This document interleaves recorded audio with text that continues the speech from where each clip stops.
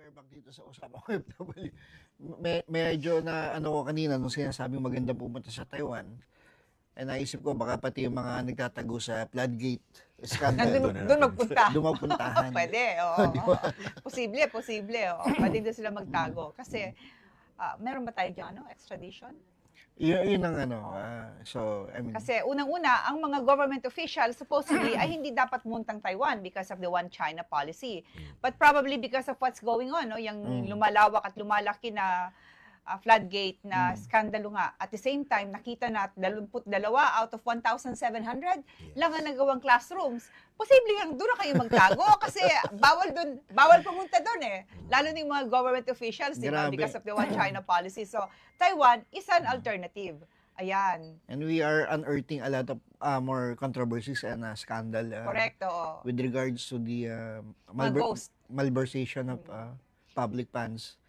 Ayan. And basahin niyo po bukas sa Daily Tribune, may exclusive si Rapi Ayeng. Yes. Ating chief of reporters. Hindi pa namin pwede sabihin. At saka yun nga, ayan na naman. Bukas na lang. Parang last week lang, ayan na naman yung binaha na naman ng Rojas City na hindi naman binabaha. Ang lalim. At saka grabe, ang hanggang aga. ngayon daw, Oo. baha pa din. Yung kotse, kinain. Diba? Yung motorcycle, pinipilit na i-save noong may-ari pero wala rin sa lakas ng flow ng water sa baha, no? And imagine, doon lang yun sa road, ganun kalakas. Kaya nga, dito mo mapapaniwalaan yung sinasabing kahit paano mo itago, eventually lalabas at lalabas kung ano yung kalokohang ginagawa. And here it is, no, nagkakabukuhan na. In fact, no, parang araw-araw, tama ka dyan, merong bago, no? Like ngayon, yung GSIS, naglabas ng petition yung unanimously, yung mga board of directors ng GSIS, Board diba? of Trustees. Board of Trustees, so tapos ngayon, lumabas naman si Mr. Veloso.